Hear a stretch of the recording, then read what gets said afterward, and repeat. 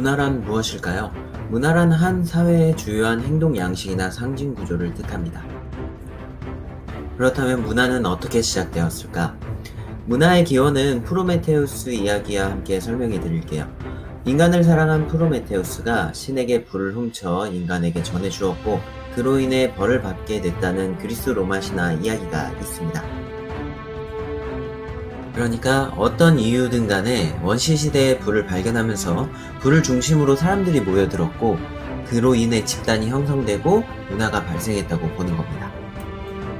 그리고 문화의 어원은 밭을 간다라는 뜻의 라틴어에서 유래되었으며 지형 변화가 곧 문화다 라는 의미로 해석됩니다. 아주 좋은 질문입니다.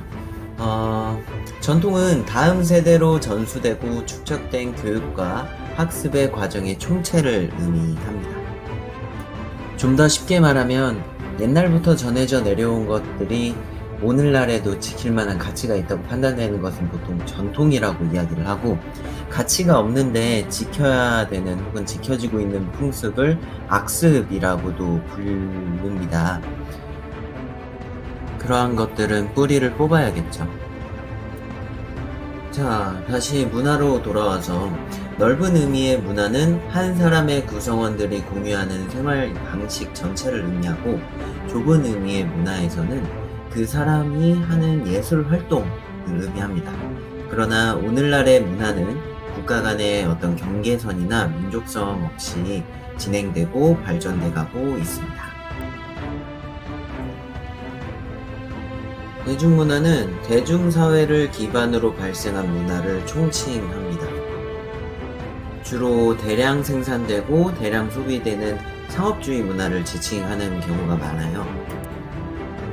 과거에는 문화, 예술 같은 것들이 소수의 엘리트나 귀족 사회에서만 누릴 수 있는 혜택 같은 거였어요. 그러다가 상업의 발전과 산업혁명으로 인해서 부자가 된 서민층이 생기게 되었고, 이게 돈이 생기게 되면은 대부분 시선이 그러니까 유흥 쪽으로 돌아가요. 예체능 쪽으로 돌아가는데, 그렇기 때문에 이 서민들도 부자가 됐고 이제 여유가 생겼으니까 귀족들이 하던 그런 예술이나 문화를 우리도 하자, 우리라고 못할 게 뭐가 있느냐 하면서 발전하게 된 거죠. 그 다음, 예술이란 무엇일까요? 예술은 사실 그 문화의 한 부분에 있어요. 그래서 예술 활동 전체를 통칭하는데, 과거에는 기술과 학술에 가까웠습니다. 어원 자체가. 근데 현대에 이르러서는 아름다움을 표현하려는 인간의 활동 전체와 성과, 그러니까 작품을 말하는 뜻으로 사용되고요. 공연, 건축, 무용, 영화, 음악, 문학, 미술 등 모두를 아우르는 말입니다. 예술은 또 크게 전시예술과 공연예술로 구분될 수 있습니다. 예를 들면 박물관이나 미술관 같은 곳은 전시예술, 콘서트나 오페라 같은 무대에서 하는 공연을 공연예술이라고 하는데, 그 애매한 경계에 있는 예술들도 있어요. 예를 들면 영화라던가 건축 등을 예를 들 수 있겠죠. 그러나 요즘에는 예술의 통합 및 융합이 이루어지고 있으면서 경계가 없습니다. 그래서 경계나 이렇게 구분을 짓는 것이 무의미하다, 큰 의미를 두지 않는다 라고 알고 계시면 될 것 같아요. 그 다음으로는 컨텐츠인데요. 컨텐츠라는 게 용어 때문에 어려울 수도 있겠으나 그렇게 어렵게 생각 안 하셔도 돼요. 쉽게 얘기하면은 모든 장르의 내용, 구성 요소, 이 모든 것을 뜻하는 의미입니다. 넓은 의미에서는 자신이 저작권을 주장할 수 있는 모든 종류의 원작을 콘텐츠라고 하고, 좁은 의미에서의 콘텐츠는 요즘에는 이제 4차 산업이어서 IT라던가 정보기술, 통신에 관련된 것들이 많이 발전되고 있잖아요. 발전되었고, 그를 통해서 소비자들에게 생산, 전달, 유통되는 상품을 콘텐츠라고 이야기합니다. 자, 앞서 문화에 대해서도 알아봤어요. 콘텐츠도 간단하게 알아봤고요. 그렇다면 도대체 문화 콘텐츠란 무엇일까요? 네, 문화로 만들어진 콘텐츠 전체를 다 문화 콘텐츠라고 이야기합니다. 그리고 여기에 덧붙여서 산업화된 모든 것들을 이야기합니다. 그러니까 문화, 생활, 창의적인 아이디어, 가치관 등의 문화적 요소들이 잘 버무려진 경제적 가치를 창출할 수 있는 문화 상품이라고 생각하시면 됩니다. 하지만 선생님이 생각하는 진정한 문화 콘텐츠는요, 좁은 의미에서, 어떻게 보면 더 큰 의미에서 개개인 모두가 하나의 문화 콘텐츠가 될 수 있습니다. 자, 이제 다 왔습니다. 마지막 문화 콘텐츠 산업. 문화 콘텐츠 산업이란 이제 이 문화 콘텐츠로 돈벌이를 한다 라고 생각하시면 됩니다. 그러니까 이게 뭐 자본주의 사회다 보니까 돈벌이라는 말이 조금 어감이 안 좋게 들릴 수도 있어요. 하지만 어쨌든 자본주의적 관점으로 봤을 때 문화를 생산하고 그것을 유통하는 것을 문화 콘텐츠 산업이라고 이야기합니다. 문화 산업은 그렇기 때문에 엔터테인먼트적인 요소들이 강조되어 있고 스타를 앞세운 콘텐츠가 대중의 관심을 받으면서 큰 시장을 형성하게 됩니다. 그래서 그러한 콘텐츠를 생산, 유통하는 모든 것들, 이 모든 것들을 문화 콘텐츠 산업이라고 부르고 있습니다. 끝으로 정리하자면 다음과 같습니다. 문화는 한 사회가 공유하고 있는 모든 행동 양식을 의미하고, 예술은 문화의 한 부분으로 아름다움과 감정을 표현하는 모든 총체적인 것들을 이야기합니다. 콘텐츠는 저작권을 주장할 수 있는 모든 내용을 의미하고, 문화 콘텐츠는 문화가 포함되어 있는 모든 장르의 콘텐츠를 이야기합니다.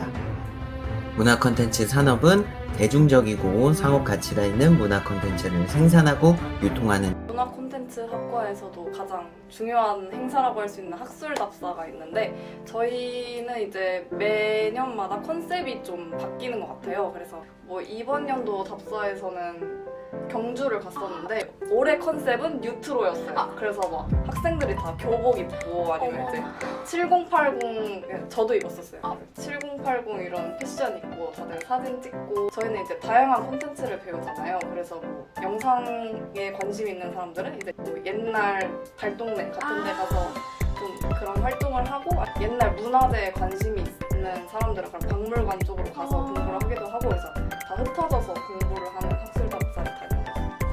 소모임은 게임 소모임이 있고, 인문학이나 아니면 문화이론 같은 거 공부하는 문화이론 스터디가 있고, 그리고 영상 제작하는 소모임들도 있고, 공연 연극하는 소모임이 폴라라고 있어요. 그래서 폴라는 1년에 2번인가 이제 무대를 꾸며서 실제로 연극을 하기도 한답니다. 저는 아직 진로를 정하진 않았지만 뭔가 콘텐츠에 관심이 있다 하면 저희 학과에 와서 뭐 게임도 한번 해보고 방송도 한번 공부를 해보고, 아니면 전시 이런 것도 공부를 해봐서 본인한테 맞는 걸 찾아서 이제 그걸 심화를 시키고 전문가가 되는 그런 방법이 저희 학과에서 가르치고자 하는 그런 게 아닐까 생각합니다.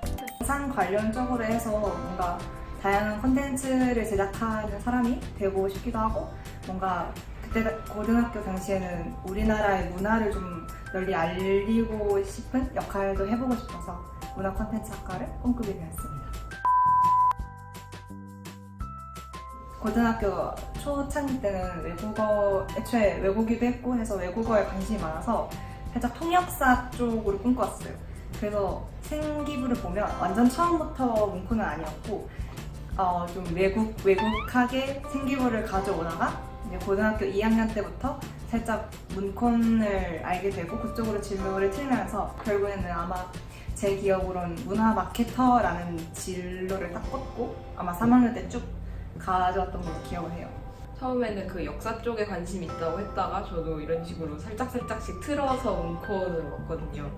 그런데 그 진로 바뀌어도 되냐고 걱정하시는 분들이 많은데, 개인적으로 진로가 바뀌는 게 문제가 아니라 그 바뀌는 게 얼마나 예쁘게 바뀌느냐가 문제인 것 같아서 그거를 자소서나 아니면 생기부에 잘 녹여만 내도 괜찮을 것 같아요. 컨텐츠 마케팅 어떻게 변하고 있을까요? 예전부터 기업은 고객과 소통을 하기 위해서 고객한테 원하는 방향으로, 긍정적인 방향으로 인식되기 위해서 항상 컨텐츠를 만들어야 했습니다. 한 10년 전까지 컨텐츠 마케터들이 일하는 방식은 이랬어요. 업계에서 마케팅 잘한다 라고 불리는 회사에는 항상 고객에 대한 이해, 브랜드에 대한 이해도가 월등히 높은 초천재 마케터가 있었습니다. 천재 마케터의 통찰과 직관을 중심으로 여러 마케터들이 고객을 관찰하거나 설문조사 등을 한 데이터들을 바탕으로 1년에 1개, 많아봤자 한 서너 개 정도의 메시지를 담은 컨텐츠를 만들곤 했습니다. 그때는 마케팅 커뮤니케이션, 단순하게 이야기를 하자면 이제 광고 컨텐츠를 만들어서 사람들한테 노출시킬 수 있는 공간이 별로 없었어요. 신문, 잡지, TV, 영화관, 정말 돈이 없는 기업들은 전단지 같은 것들을 통해서 본인의 제품과 서비스, 브랜드를 소개하곤 했는데요. 스타트업이나 중소기업들이 전단지, 로컬 신문에 브랜드 광고를 게재하는 것 이상의 컨텐츠 마케팅을 하는 것은 거의 꿈도 못 꿀 일이었죠. 그런데 인터넷, 모바일 시대가 열리면서 컨텐츠 마케팅 업계는 지각 변동이 일어납니다. 누구나 컨텐츠를 만들 수 있을 정도로 컨텐츠 제작이 굉장히 쉬워졌고요. 다양한 SNS, 컨텐츠 채널들이 생겨났고 데이터 기술, 인공지능의 발달로 플랫폼은 나에게 딱 맞는 컨텐츠를 추천할 수 있게 됐고요. 기업은 타겟 고객에 대한 몇 가지 데이터를 입력하면 그 고객한테 내가 말하고자 하는 메시지를 정확하게 전달할 수 있게 됐어요. 컨텐츠 마케팅이 변한 만큼 컨텐츠 마케터에게 필요로 하는 자질도 꽤 많이 달라졌습니다. 요즘의 컨텐츠 마케터들은 쏟아지는 컨텐츠 속에서 매일매일 바뀌는 플랫폼의 환경 속에서 어떻게 하면 끊임없이 타겟 고객으로부터의 관심을 지속하고 타겟 고객과 항상 연결되어 소통할 수 있을까 고민합니다. 예전에는 1년에 한 3, 4개 정도의 컨텐츠만 만들면 된다고 했는데 요즘에는 어떻게 하면 우리 팀이 일주일에 10개, 20개의 컨텐츠를 만들어서 고객한테 전달할 수 있을까, 고객과 소통할 수 있을까 고민을 합니다. 예전에는 마케팅 일이 잘못되면은 천재 마케터의 통찰에 기대서 프로젝트를 진행했던 거기 때문에 약간 좀 둘러댈 수가 있었어요. 성과 측정도 잘 안 됐었고요. 근데 요즘에는 컨텐츠를 업로드하면은 이 컨텐츠가 대박을 쳤는지 쪽박을 쳤는지 한 5분 정도 만에 성적표가 데이터로 날라옵니다. 또 마케팅, 비즈니스 환경 전반의 불확실성이 점점점 높아지면서 천재 마케터들이 업계에서 하나 둘 자취를 감추게 됐습니다.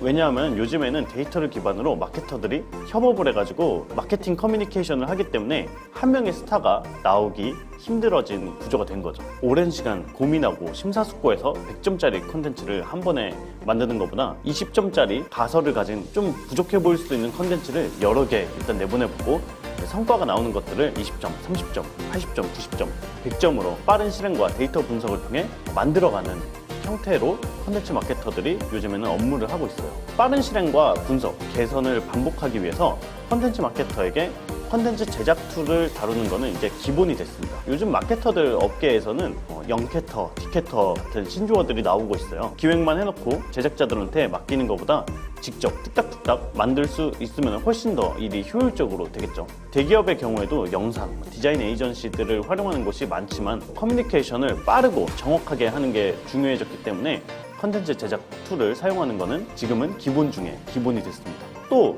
플랫폼을 이해하고 데이터를 볼 줄 아는 능력도 굉장히 많이 중요해졌어요. 페이스북은 실명, 연결 기반의 SNS입니다. 좋아요, 댓글 공유하기, 업계 말로는 조떼공이라고 부르는 것들을 페이스북에서 내가 마음에 드는 콘텐츠에 좋아요를 누르거나 댓글을 달면은 그것들을 내 주변 지인들이 전부 다 볼 수 있기 때문에 자기 자신을 드러내놓고 표현할 수 있는 콘텐츠들이 페이스북에서는 먹힙니다. 또 유튜브와 달리 페이스북 알고리즘을 통해 추천되는 콘텐츠들이 내 뉴스피드에 뜨는 것이기 때문에 엄지손가락을 한번 스크롤하는 시간 한 1.5초에서 3초 정도 만에 타겟 고객의 관심을 끌어야 돼요. 그래서 페이스북 컨텐츠가 유튜브보다 짧은 컨텐츠가 조금 더 잘 먹히고 초반 어그로가 굉장히 심한 편입니다. 유튜브는 페이스북과 달리 내가 검색을 통해 찾아가서 내가 필요한 컨텐츠들을 보는 경우들이 되게 많아요. 그렇다 보니까 사람들이 컨텐츠를 볼 준비가 되어 있고 길더라도 충분한 정보나 재미를 제공해주는 영상들이 유튜브에서 먹힙니다. 그리고 페이스북과 다르게 유튜브에서는 내 친구들이 내가 뭘 봤는지 몰라요. 그렇기 때문에 조금 더 인간의 어떤 욕망, 내재되어 있는 욕망을 잘 건드려주는 컨텐츠들이 유튜브에서 조회수가 높아요. 요즘 마케팅 업계에서는 특히 컨텐츠 마케터 부인난이 정말 심각해요. 대학에 가면 마케터 꿈나무들은 정말 많은데 시장에서는 기업이 뽑을 만한 컨텐츠 마케터들이 너무너무 없습니다. 요즘 마케터 꿈나무들이 능력이 없다라는 말이 아니라 시장과 교육 간의 격차가 점점 벌어지고 있기 때문이에요. 그래서 사실상 컨텐츠 제작을 할 줄 모르는 기획자를 꿈꾸고 있는 분들이 많은 것 같은데 요즘 기업에서는 그런 분들을 뽑질 않죠. 컨텐츠 마케터는 앞으로 수요가 점점 더 많아지고 각광받을 수밖에 없는 직업인 것 같아요. 저는 개발자만큼이나 핫해질 직업이라고 생각을 하는데요. 왜냐하면 개인뿐만 아니라 모든 브랜드, 기업, 관공서 등이 자신만의 미디어를 운영하기 시작했기 때문이에요. 그리고 지금은 모든 게 디지털화 되고 있는 시대잖아요. 개발자는 현재의 세상을 디지털화하면서 구조를 짜는 사람이라면 컨텐츠 제작자는 그렇게 생겨난 새로운 디지털 공간을 무한히 채워나가고 사람들, 사물들을 연결시켜 나가는 사람이니까요. 구조를 짜는 사람, 구조를 채우는 사람, 둘 다. 이 삼성이 애플을 따라잡기 위해서 뉴욕 맨하탄 노란자 땅입니다. 똑같습니다. 맨하탄에 굉장히 땅값이 비싸죠. 여기 삼성 837이란 건물 하나 맞는데 우리나라로 따지면 837이죠. 이 공간의 별명이 아무것도 팔지 않는 가게입니다. 그게 뭔 얘기냐면 여기는 삼성이 물건을 파는 공간이 아니라고 대대적으로 얘기를 해요. 여기는 뭐냐면요, 놀러라는 거예요. 가보면 물건은 전시돼 있지만 주로 판매용이 아닙니다. 들어가 보면 전부 다 여러분들이 놀 수 있는 공간이에요.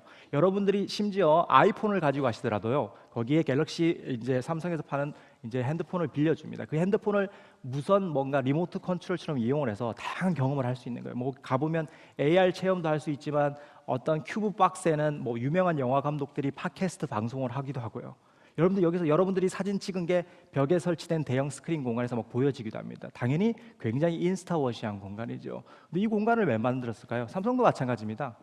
공간에서 뭔가 흥미로운 공간, 물건을 팔지 않더라도 뭔가 흥미로운 공간을 만드는 게 의미가 있다고 생각을 하는 겁니다. 마지막으로 하나만 더 말씀드리도록 하겠습니다. 제가 일본의 도쿄에 자주 놀러 가는데 지금 도쿄에서 가장 핫한 플레이스가 어디냐면 도쿄 긴자라고 굉장히 핫한 플레이스예요. 거기 보면 히비야라는 곳이 있습니다. 거기에 이제 도쿄 미드타운이 히비야점을 엽니다. 그래서 여기 1층에 렉서스 차량 매장이 있어요. 근데 굉장히 재밌는 건요, 들어가 보면 차가 안 보입니다.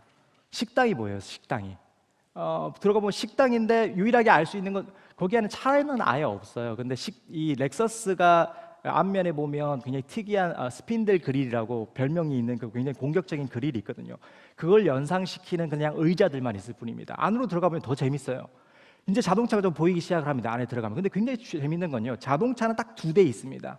근데 그 자동차를 둘러싸고 뭐가 있냐면요, 렉서스와 잘 어울릴 만한 브랜드들, 라이프스타일 브랜드들이 쫙 나열돼 있습니다. 그게 뭐냐면요, 이 공간에서 자연스럽게 놀다 보면요, 렉서스를 타는 사람들은 이런 향수를 쓰고 이런 형태의 구두를 신고 이런 형태의 뭔가 액세서리를 착용하겠구나라는 생각을 하게끔 만드는 겁니다. 그래서 마지막 나오는 공간에 보면요, 굉장히 인터레스팅한 거죠. 마지막 나오는 공간에 보면 그때서야 드라이빙을 예약할 수 있는 하나의 스크린만 있습니다. 그래서 여러분들이 쭉 돌아다니다 재밌는 경험하다가 와, 렉서스 진짜 멋진 브랜드인데 한번 타볼까 그러면 마지막 순간에 그냥 예약을 하시면 되는 겁니다. 이게 무슨 얘기냐면요, 제가 왜 이 공간에 대해서 이런 얘기를 말씀을 드리냐면요, 제가 최근에 여러 가지 공간들을 다니다 보니까 이 공간이 근데 디지털하고 굉장히 관련이 있습니다. 이게 무슨 얘기냐면요, 디지털과 그 디지털을 이용하는, 어떻게 보면 지금 제너레이션 G라고 불리는 테크놀로기라고 불리기도 하죠. 디지털 네이티브의 관계가 굉장히 높습니다. 이게 무슨 얘기냐면요, 지금은 이제 팔지 말고 경험하라가 핵심이거든요. 이게 무슨 얘기냐면 굉장히 짧게 얘기하면 이겁니다. 과거에는 공간이, 물건을 팔지 못하는 공간은 아무 의미도 없습니다. 근데 지금은 전혀 아니에요. 왜 그럴까요? 제가 특정한 공간에 방문했어요. 굉장히 재밌게 보냅니다. 와, 이 브랜드 진짜 멋진데, 그럼 어떡합니까? 여러분들이 나오시면서 휴대폰을 꺼내서 검색을 하시죠. 그러면 그 브랜드가 우리 공간에서 충분하게 브랜드 스토리를 전달할 수 있는 경험을 주고, 그 다음에 소비자들이 어떤 형태의 키워드로 뭔가 검색을 했을 때 디지털 플랫폼을 만들어 놓으면요, 거기서 판매하면 됩니다.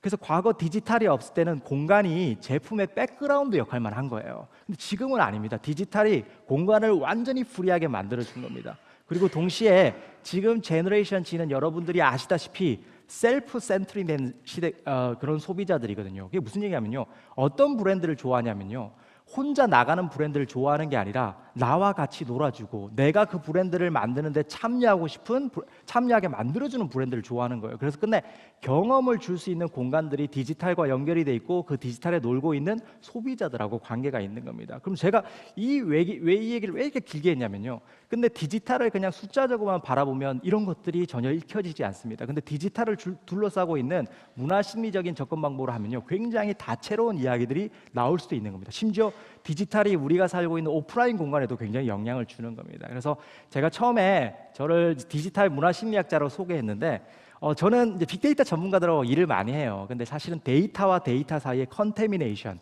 오염이 굉장히 많습니다. 그래서 주로 그런 오염을 없애주고 데이터를 좀 더 풍부하게 해석하는데 좀 관심이 있는 사람이라고 보시면 됩니다. 그러면 제가 굉장히 인문학적인 백그라운드를 가지고 있거든요. 심리학과를 나왔거든요. 처음부터 디지털에는 관심이 없었어요. 그럼 제가 어떻게 디지털에 관심을 가지게 됐냐면요. 뭐 여러분들 너무나 많은 강의를 들어보셨겠지만 제가 박사 과정을 하던 한 30대 초반이죠. 굉장히 이상한 기업들이 등장하기 시작해요. 대표적인 기업이 페이스북 이런 형태의 기업들입니다. 사실상 여러분들이 잘 아시다시피 지금 페이스북의 경쟁자는 누구죠? 뉴욕타임즈예요. 뉴욕타임즈 사실상. 페이스북은 전 세계에서 가장 큰 미디어 그룹이죠. 여러분들이 맨날 거기 가서 시간을 보내시잖아요. 뭔가 읽는데. 근데 굉장히 중요한 포인트는 페이스북이 어떻게 보면 자기가 스스로 만들어내는 컨텐츠가 있나요? 사실상 거의 없잖아요. 어떤 컨텐츠가 있죠? 저희들이 만든 콘텐츠만 있을 뿐이죠. 근데 뉴욕타임즈는 스스로 콘텐츠를 만들지 않습니까? 또 다른 기업도 있어요. 여러분들 좋아하시는 에어비앤비 마찬가지입니다. 에어비앤비가 어떤 회사죠? 여러분들이 집에 빈 방이 있습니다. 이 빈 방을 누구한테 빌려줄까 그러면 에어비앤비에 올려다 두면 그 에어비앤비가 여러분들 방에 자고 싶어하는 사람들을 연결시켜 주겠죠. 근데 에어비앤비가 재작년에 어쨌든 100년이 된 힐튼을 제치고 기업 가치 순위 1등이 됐습니다. 호텔 에어리어에서. 근데 굉장히 재밌는 건 페이스북하고 뉴욕타임즈랑 똑같아요. 힐튼은 부동산업을 하는 겁니다. 자기 땅을 사서 건물을 올리잖아요. 근데 에어비앤비는 어떻게 보면 전 세계에서 자기 건물이 하나도 없는데 힐튼을 제칠 수 있는 겁니다. 이게 보시면 알겠지만 굉장히 특이하고 혁신적인 기업이 등장하는데 이런 혁신적인 기업들이 뭘 잘하냐면요. 데이터 기반으로 의사결정을 굉장히 잘합니다. 동시에 얘들이 잘하는 거죠. 거의 다 플랫폼 기업들이에요. 이 플랫폼에서 소비자를 굉장히 잘 가지고 노는 겁니다. 그러니까 당연히 잘 가지고 놀려면 어떻게 해야 되죠? 소비자를 잘 이해하죠. 그 사람들이 지금 뭘 좋아하고 무슨 생각을 하고 어떤 문화적 기반에서 움직이는지 굉장히 잘 읽어냅니다. 그래서 배달의 민족도 마찬가지죠. 잘 놀아주기 때문에 좋아하는 거지 빨리 배달이 돼서 좋아하는 건 아닙니다. 그래서 보시면 알겠지만 여러분들이 이 데이터를 그냥 데이터적으로 바라보는 것과 거기 안에서 데이터를 실질적으로 만들어내는 소비자들이 무슨 생각을 하는지 접근하면 굉장히 다채로운 다른 것들이 읽혀질 수가 있습니다. 그래서 제가 이 디지털에 관심을 가지게 된 건 그냥 특이한 기업들이 새로운 형태로 등장하기 시작하는데 이들이 데이터를 잘 다루더라. 동시에 얘들이 소비자들의 문화 심리적인 접근 방법을 통해 가지고 잘 읽어내더라. 이런 것들 좀 말씀드리고 싶었습니다. 그럼 본격적으로 그러면 디지털 문화 심리학자들은 어떤 식으로 세상을 바라보는지 좀 짧게나마 빨리 말씀을 드리도록 하겠습니다. 제가 똑같이 하나 예를 들 텐데요. 2016년도에 많은 신문사에서 그의 가장 핫한 어플리케이션, 그의 가장 많이 바이럴된 SNS 콘텐츠를 막 소개하기 시작합니다. 근데 그 당시에 2016년도에 소개됐던 게 뭐냐면 야쿠르트 아줌마 찾는 앱이에요. 뭐 이런 것들이 올라오는 거예요. 야, 내가 오늘 야쿠르트 아줌마를 찾기 위해서 1시간 일찍 등교해서 아줌마를 찾고 있는 거예요. 내가 그러다 보니까 나 포켓몬스터 하는 느낌이 들었어. 이런 것들 대학 게시판에 막 올라오기 시작한 거예요. 근데 굉장히 재밌는 건요. 야쿠르트 아줌마는 1970년대부터 있었어요. 근데 갑자기 2016년도에 왜 우리가 갑자기 야쿠르트 아줌마를 찾습니까? 이상하잖아요. 그러니까 이거를 데이터적으로 바라보거나 그러면 뭐 대답이 없습니다. 근데 굉장히 재밌는 건요. 문화심리적 접근하면 굉장히 재밌습니다. 뭐냐면 이 야쿠르트 찾기 앱이 굉장히 폭발적으로 2016년도에 발달된 건요. 한국 야쿠르트가 야쿠르트 아줌마를 만나야만 살 수 있는 제품들을 출시한 거예요. 당시에. 낄이라는 과자랑 콜드브루. 근데 이거는 아무 데서나 살 수 있는 게 아니라 오직 야쿠르트 아줌마를 만나야만 살 수 있는 거예요. 그러니까 아무나 살 수 있는 게 아닙니다. 그러니까 근데 여러분들 잘 아시다시피 SNS에 인기 있는 콘텐츠는 어떤 콘텐츠죠? 여러분들은 아무 콘텐츠나 쉐어링 버튼을 절대 누르지 않아요. 어떤 콘텐츠에 쉐어링 버튼을 누르죠? 나한테 뭔가 가치를 주는 콘텐츠에 대해서 쉐어링 버튼을 누르잖아요. 근데 이 가치를 준다는 건 뭐냐면요. 여러분들의 특정 욕망을 충족시켜 주는 겁니다. 그게 뭐냐면요. 희소한 물건, 남이 가지고 있지 않은 희소한 물건을 내가 가지고 있거나 그 장소에 가봤으면 SNS상에 올리면 나를 멋지게 보이게 만들거나 나를 쇼오프 시킬 수 있는 그 가치를